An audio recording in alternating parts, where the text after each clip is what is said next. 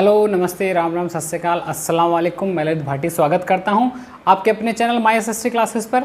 तो आज हम पढ़ेंगे क्लास 6 का chapter the earth in the solar system. आज हम जानेंगे कि सोलर सिस्टम क्या है, कितने प्लानिट हैं हमारे सोलर सिस्टम में, कॉन्स्टलेशन क्या है, सैटेलाइट्स क्या है, इन सब चीज़ों के बारे में आज की वीडियो में पढ़ेंगे। तो वीडियो को लास्ट तक देखिए और समझिए अच्छे से।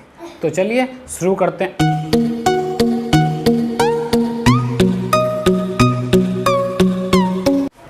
अगर बात करें सेलेस्टियल बॉडी की, तो आसमान में हर एक ऑलमोस्ट सारी चीज़ें जो हैं उन्हें ही हम सेलेस्टियल बॉडी बोलते हैं। चाहे वो प्लैनेट है, चाहे वो सैटेलाइट है, चाहे वो स्टार है, चाहे मेटेओर, एस्ट्रॉयड, कोई भी जो चीज़ है वो दे आर हेवनली बॉडी और सेलेस्टियल बॉडीज़। स्काई में बहुत सारी चीज़ें हम देखते हैं।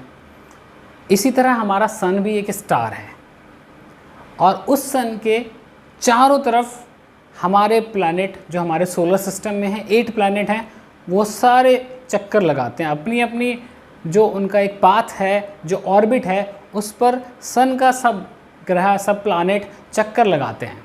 Sun is the head of the family, हमारे बाकी प्लैनेट उसके बच्चे ही हैं। एज़ पर थ्योरी भी बहुत सारी थ्योरीज़ हैं जो कहती हैं कि सन से ही ये सारे प्लैनेट निकले हैं, कभी एक पूरा रहा होगा एक पिंड। चलो वो बात अलग है।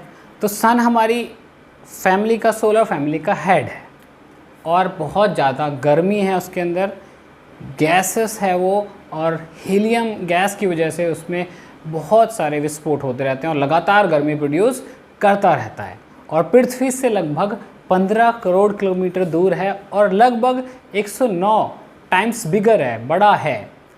पृथ्वी से 109 टाइम्स या 109 गुना वो बड़ा है और हमारे सोलर सिस्टम के सेंटर में है। सारे प्लैनेट्स का चक्कर लगाते हैं। अब बात करें प्लैनेट की, तो मैंने अभी बताया सन है सेंटर में, उसके बाद मरकरी जो सबसे छोटा प्लैनेट है हमारे सोलर सिस्टम में, then Venus is the hottest planet in our solar system, then earth पे लाइफ है, हम अर्थ पर ही रहते हैं। अर्थ के बाद बारी आती है मार्स के बाद जुपिटर के बाद सैटर्न, यूरेनस एंड नेपच्यून। इस तरह ये हमारे प्लैनेट हैं। बात करते हैं प्लैनेट और स्टार की, तो स्टार और प्लैनेट में क्या डिफरेंस है। देखिए, star has their own light and heat, जबकि प्लैनेट में नहीं होती अपनी चमक, ना ही हीट होती है। प्लैनेट तो स्टार के ही लाइट से रिफ्लेक्ट करते हैं और तभी चमकते हैं। तो अगर स्टार की बात करें तो सबसे नियरेस्ट हमारा स्टार ऑब्वियसली सन है, ये तो सबको मालूम है। सबसे नियरेस्ट स्टार हमारे सन है और सन की वजह से ही हमारे यहाँ लाइफ भी पॉसिबल है, क्योंकि प्रॉपर हीट हमें उसकी हेल्प से मिलती है। अब जैसे सन है ऐसे ही हमारी गैलेक्सी में लाखों करोड़ों तारे हैं और ऐसी ही लाखों गैलेक्सी हैं स्पेस में। तो आप सोच सकते हैं कि कितना वाइड है, कितना बड़ा है ये स्पेस। तो अब जब हम जैसे रात में देखते हैं बहुत सारे टाइनी स्टार्स हमें दिखते हैं, जबकि वो बहुत बड़े हैं, बहुत ह्यूज हैं, क्योंकि सबसे नियरेस्ट स्टार हमारे सन है और वो भी इतना बड़ा हमें दिखता है। और वो नियरेस्ट का मतलब ये नहीं कि बिल्कुल यहीं ऐसे ही पास में है, वो भी 15 करोड़ किलोमीटर है लगभग। तो जब हम स्पेस में बहुत सारे देखते हैं स्टार्स को, और कुछ स्टार जो एक प्रॉपर पैटर्न में नज़र आते हैं, जैसे कुछ जिन्हें हम, उस पैटर्न को हम कहते हैं कॉन्स्टिलेशन। उन स्टार्स के प्रॉपर पैटर्न को जो एक इमेज लाइक दिखते हैं उसे हम कहते हैं कॉन्स्टिलेशन। इससे हम इस तरह भी कह सकते हैं कि a group of star that make a recognisable image is called a constellation. इसे हम एक कॉन्स्टिलेशन कहते हैं। तो ग्रुप ऑफ स्टार्स से कॉन्स्टिलेशन बनती है। ऐसे ही उर्सा मेजर और माइनर हैं। अब हम कहते हैं एक जो 7 तारों का समूह है जिसे हम सप्तऋषि बोलते हैं, वो सप्तऋषि की बड़ी इम्पोर्टेंस रही है। एंशिएंट टाइम से ही वो सप्तऋषि के जो एक स्पून लाइक शेप है, उसके जो 2 तारे उन्हें मैच करते हुए जब हम देखते हैं तो एक ब्राइटेस्ट स्टार दिखता है हमें, जो कि नॉर्थ की तरफ है और पोल स्टार है, जिससे हमें नॉर्थ डायरेक्शन का पता लगता है। देखिए, दिन में या सुबह शाम हम आसानी से दिशाओं का पता लगा सकते हैं। सनराइज़ होता है तो ईस्ट है, सन सेट होता है तो वेस्ट है, लेकिन रात में हम भूल जाते हैं डायरेक्शन। तो जब ट्रेवल्स जाते थे पुराने टाइम में तो वो पोल स्टार को खोजते थे सप्तऋषि की हेल्प से, और फिर जान पाते थे कि ये नॉर्थ है, this is the north direction, और तब वो अपनी यात्राएं करते थे। सोलर सिस्टम में बात करें अगर अर्थ की, तो earth is on the third place from the sun, sun से तीसरे नंबर पर है और पांचवा सबसे बड़ा प्लानट है। और अर्थ ह्यूमन लाइफ को सपोर्ट करने के लिए सारी अपनी फेवरेबल कंडीशन प्रोवाइड करता है, ना तो बहुत ज़्यादा गर्म है ना बहुत ज़्यादा ठंडा है। यहाँ हम रह सकते हैं बड़े आराम से, ह्यूमंस के लिए बहुत आइडियल कंडीशंस हैं। यहाँ एटमॉस्फेयर है, ग्रेविटी है, सारी चीज़ें हैं जो कि लाइफ को सपोर्ट करती हैं, और वाटर है बहुत सारा। अब अर्थ को ब्लू प्लैनेट भी हम कहते हैं because of the water, availability of water. Earth के 1/3 हिस्से को छोड़ करके, मतलब सिर्फ ज़मीन 1/3 है, बाकी जो 2/3 हिस्सा है वो वाटर है, वाटर से कवर्डेड है, और इसीलिए अर्थ को हम ब्लू प्लैनेट कहते हैं। आप देखोगे कभी सैटेलाइट इमेज देखो तो अर्थ ब्लू दिखाई देती है because of the availability of water. बहुत बड़े बड़े सागर समुद्र यहाँ अवेलेबल हैं, तो उनकी वजह से अर्थ ब्लू प्लैनेट कही जाती है। अब बात करते हैं अर्थ का एक सैटेलाइट है, नेचुरल सैटेलाइट।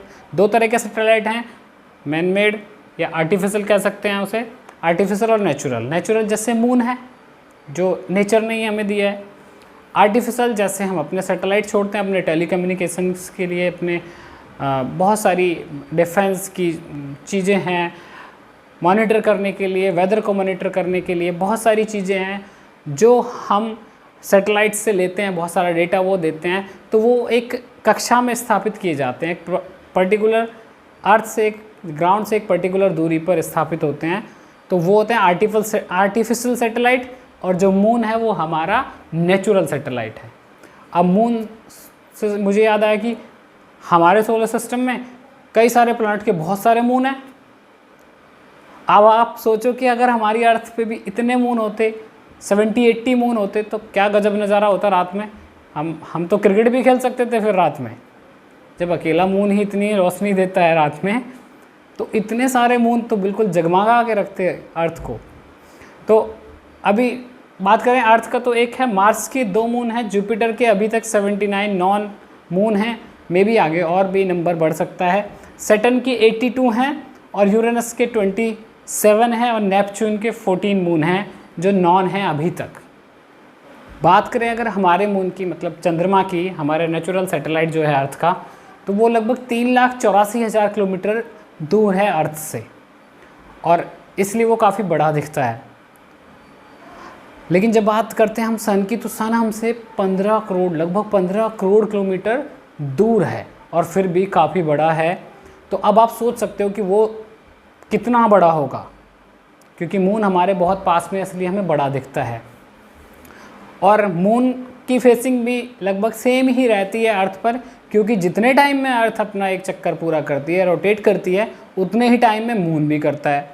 तो फेसिंग चेंज नहीं होगी, क्योंकि साथ साथ वो भी उसी तरह उसी फेस में घूम रहा है, तो इसलिए हमें मून का सिर्फ एक ही फेस दिखाई देता है। और आपने देखा पूर्णिमा सुना है, अमावस्या सुना है, तो पूर्णिमा को फुल मून होता है और अमावस्या को न्यू मून, मतलब उस टाइम बहुत कम या फिर ना के बराबर मून हमें दिखाई देता है, इसलिए अमावस्या की काली रात हम बोलते हैं। चलिए आगे बात करते हैं और सेलेस्टियल बॉडी जो हमारे सोलर सिस्टम में हैं। तो हेवनली बॉडी में सन, मून और प्लैनेट के अलावा भी हैं आपके एस्टेरॉयड और मीटेरॉयड। एस्टेरॉयड जो हैं वो भी रॉकी हैं, रॉकी ऑब्जेक्ट हैं, पत्थर कह सकते हैं आप, जो स्पेस में घूमते रहते हैं। एक बेल्ट है उनकी मार्स और जुपिटर के बीच में, और सन के चारों तरफ वो भी चक्कर लगाते रहते हैं। कुछ साइंटिस्टों का मानना है कि वो कोई प्लैनेट रहा होगा कभी जो बर्स्ट हो गया और उसके छोटे छोटे टुकड़े सोलर सिस्टम में बिखर गए और वो पूरी बेल्ट बन गई है, वो है एस्टेरॉयड्स, और वो सन के चारों तरफ घूमते हैं। ऐसे ही मेटेरॉयड्स हैं, वो थोड़े छोटे होते हैं और वो भी सन के चारों तरफ घूमते हैं। हमारे सोलर सिस्टम में बहुत सारे एस्टेरॉयड घूमते रहते हैं और कई बार खतरा भी होता है। पीछे हमने सुना था कि अर्थ से टकरा जाएगा कोई एस्टेरॉयड, तो हम लोग समझ रहे थे कि दुनिया ख़त्म हो जाएगी भाई अप्रैल में, बट और बड़ा संकट आ गया कोरोना का। खैर, एस्टेरॉयड और मीटेरॉयड्स ये भी रॉकी ऑब्जेक्ट्स हैं जो घूमते रहते हैं। Meteoroids as compare to the asteroids छोटे होते हैं और वो इस लायक नहीं होते कि अर्थ को नुकसान पहुंचा सकें। बहुत छोटे छोटे टिनी ऑब्जेक्ट्स होते हैं वो, और जैसे ही वो अर्थ के एटमॉस्फेयर में एंटर करते हैं तो वो बर्न हो जाते हैं, जल जाते हैं फ्रिक्शन की वजह से, क्योंकि बहुत तेज़ी से अर्थ की तरफ आते हैं।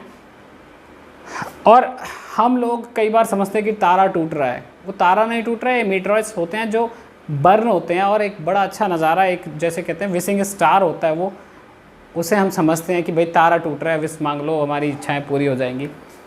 खैर, अब ये बात यहाँ तक आपको अच्छे से समझ में आ गई होगी। सोलर सिस्टम हमने पढ़ा, जाना कि अर्थ क्या है, कैसे लाइफ है अर्थ पर, और बाकी प्लैनेट्स के बारे में पढ़ा, और एस्ट्रॉयड मेटेरॉयड पढ़ा, नेचुरल सैटेलाइट पढ़ा, मून पढ़ा, और प्लैनेट्स के मून्स के बारे में पढ़ा।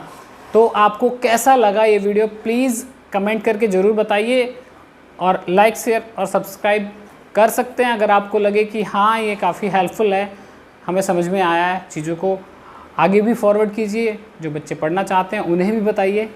Thank you, thanks for watching, stay happy and stay safe.